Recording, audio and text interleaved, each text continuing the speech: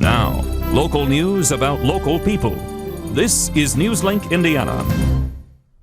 Hello and thank you for joining us on newslinkindiana.com for Monday, November 28th, 2005. I'm Alyssa Ivinson.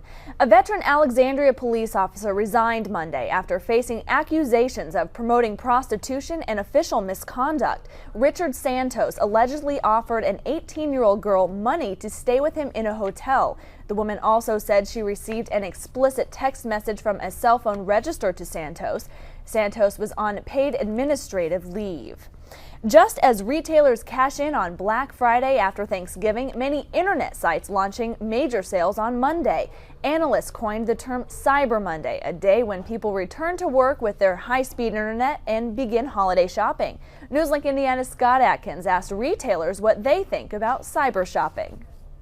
Life is back to normal during Monday's lunch hour at Target, but the store's website is enjoying a spike in online shopping. It's certainly different from any other day. Analysts say online traffic is up 35% from the typical Monday. But how does that number compare here at home? The percentage of the households in Muncie or Anderson going to doing their shopping on internet is not going to be that high. High traffic and long lines are detouring many shoppers to the internet, but that may not be the case in Muncie. In this location, we have a lot coming from outside the community, also from the smaller towns and stuff, and I really think they just like to come in and see what they're buying. Less than 5% of holiday sales come from cyberspace, but that number could change. Statistics for many years are showing that the trend is upward moving. But at what point it's going to be a significant portion of retail shopping, I don't know. Maybe in the future it's going to get there 5 years, 10 years from now. The fastest growing categories: toys, video games, and electronics. In Muncie, Scott Atkins, Newslink, Indiana. Online holiday sales are expected to hit $20 billion this year. An energy assistance program may soon leave some in the cold. JobSource, a division of Work One in Anderson, changed from first come, first served to a lottery system. Some applicants fear they could now be overlooked. JobSource says it had to make the change because of the large number of applicants this year. It's something that occurs often in big cities across the nation, criminals impersonating firemen and policemen. Now, as Newslink Indiana's Colin Borman shows us, some imposter robbers right here in East Central Indiana. The Anderson Police Department is on the lookout for two men who made this holiday weekend a scary one for a few seniors in their Mustin Manor neighborhood. These two guys have devised a plan, evidently, that they're impersonating firemen. They're not actually wearing fireman gear. All three cases occurred in this neighborhood. Now what happened is the two suspects would approach someone's home, knocking on the door and telling them there's a fire nearby and that they need to grab their belongings and head out. It's during that time they would rob the home. So far, police have received 3 reports, all in the same neighborhood and all the same targets. The guys are obviously going through neighborhoods and searching for people that are elderly and live alone. The latest victim is 88 years old and lives alone. She was confused, obviously, and thought that she had to do what they were telling her because they were firemen. But Anderson firemen say this can be prevented with a little caution. If he can't show you one of these cards here, dial 911 immediately. Here are a few other things to look out for. Usually during a fire, police are the ones to approach your home, not firemen. Check to see if they are in uniform and have the official fireman patch. Check outside for a marked police car or the big red fire truck.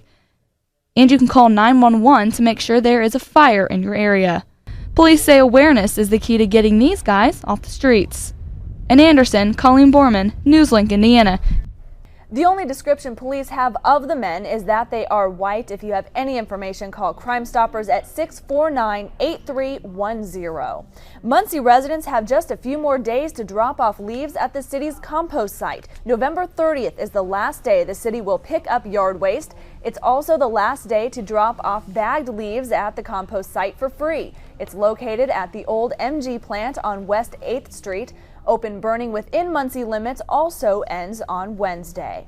More snow is in the forecast, and that could trigger school delays and closings. But school officials say many factors are considered before a decision is made. Most superintendents hit the road around 4 a.m. when winter weather strikes. After testing the roads, the superintendent and the head of transportation decide what action to take. Westdale School Superintendent admits the process is not an exact science. We make the best judgment we can, and it's usually with conversations with other people and, getting advice, and sometimes we make mistakes. Macaulay says fog and ice are the hardest conditions to deal with. And now Jennifer Cook joins us with a look at our forecast. And Jennifer, are we going to be seeing any school delays anytime soon, or are we in the clear for a while? I think we're in the clear for right now, and in fact, definitely wasn't going to happen today. Earlier today, highs reached the middle 60s. Then we saw the rain move in. It rained about cats and dogs throughout most of the day. In fact, by about 5 p.m., East Central Indiana's already seen nearly ½ an inch of rainfall. So it's definitely been a rainy day, and you can expect some light showers throughout the rest of the evening.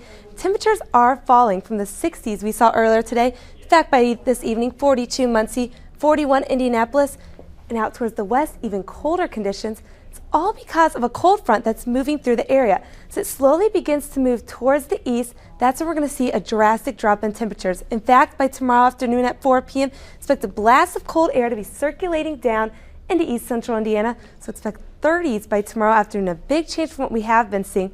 The high pressure is going to move in, bring the sun back in the forecast for Wednesday. Then we're going to see a little system move in Thursday that's going to trigger some light snow showers throughout the day. But tomorrow, high temperatures. Look at this though, 42 the high. In fact, that's the low we're expecting for tonight. So temperatures are definitely going to be falling throughout the day. 38 South Bend, 40 Indianapolis, but once again, we're expecting middle 30s by around 4 p.m.